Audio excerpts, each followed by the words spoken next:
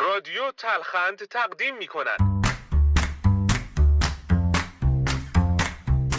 سلام به همه تلخندیا. چه خبر آقا؟ میدونم خیلیا اوضاع خوب و میزونی ندارن، اما امروز میخوایم کمی محتوامون رو علمی اقتصادی کنیم و یه راهکار خوب برای برون رفت از این وضعیت رو بررسی کنیم. چطوره؟ خب یکی از سیاست‌های درست ارزی که الان دولت سرش یه جورایی خورده به سنگ و میخواد انجام بده و مدت‌ها قبل باید انجام میداد و الان بابتش واقعا ممنونیم، این تکنرخی کردن ارز 28000 تومانی الان به خیلی از وارد کننده ها تعلق میگیره برای اینکه مثلا جنس رو ارزون بیارن و ارزون هم به مصرف کننده برسونن، مثلا همین برنج. ولی تا دلتون بخواد توی این ماجراها لفت و لیس انجام میشه. خیلی زشت شد. شما همین الان برو سرچ کن مشق قربان علی ماشین سازی تبریز، مال فکر کنم 6-7 سال پیشه. ما یک پدیده‌ای داریم آقا به اسم مشق قربان علی.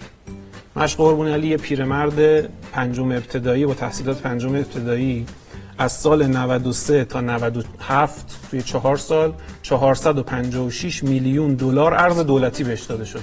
ببینید چجوری این آقا با تحصیلات پنجم ابتدایی 500 میلیارد دلار ارز گرفته که قطعات خودرو وارد کنه، ولی برده توی بازار آزاد فروخته. اون قطعاتی هم که وارد کرده مثلا با پول اندکی اومده با قیمت همون بالایی که توی جای دیگه هم هست فروخته. بعد به همینجا متوقف نشده، با این سودی که اینجا کرده گفته خب حالا سال 97 چیکار بکنیم؟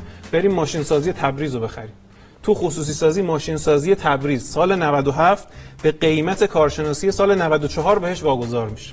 611 میلیارد تومان، 100 میلیارد نقد، بقیه‌اش اقساط 5 سال. به جای این کار بهتر نیست جنس با قیمت واقعی بیاد و به مردم این دلار ارزون رو در قالب یارانه بدیم که باش اون جنس رو بخرن؟ ما الان تصمیم گرفتیم دلار رو به آخر زنجیره بدیم. ما دیگه پول 28 تومانی به این نهاده یا به اون یکی نمیدیم، به انتها به مصرف کننده نهایی میخوایم بدیم. ما یارانه رو حذف نمی کنیم، ما یارانه رو به مصرف کننده نهایی میدیم. 3 تا سلام. البته اینو بگم که این اتفاق ضررایی هم در ابتدا ممکنه داشته باشه.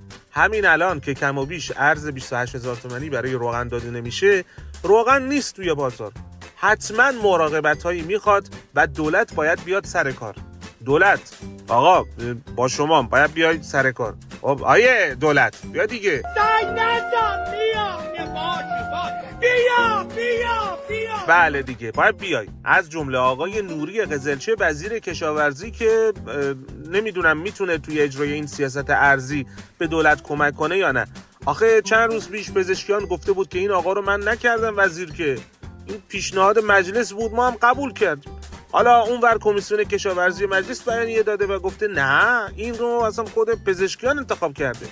خلاصه این که کار برای وزیری که بنده خدا هیچ کس گردنش نمیگیره واقعا سخته. آخه اسم میکنم همین روزاست بنده خدا استعفا رو بده و بره. ولی خب این سیاست ارزی میتونه شرایط رو بهبود بده اگر واقعا مراقبت‌های جدی صورت بگیره و دولت با مردم صادق باشه. و اما بریم سراغ خبر خوب هفته. خبر خوب هفته تعلق داره به پرتاب 3 تا ماهواره ایرانی به فضا. اونم درست زمانی که این نتانیاهوی سگ تو راه ملاقات با ترامپ بوده. خدا رو شکر اولین سیگنال ها دریافت موفق داشتن و ارتباط پایدار و صحت عملکرد سامانه مخابراتی این ماهواره برای ما مهرس شده. کاربرد این ماهواره ها ارسال تصاویر توی حوزه کشاورزی، مدیریت منابع آب و محیط زیست هم جز این موضوعات هستن. اینم از رادیو تلخند این هفته. امیدواریم خیلی زود اوضاع بهتر بشه و به تبعش حال ما هم همینطور. خدا یار و نگهدارتون.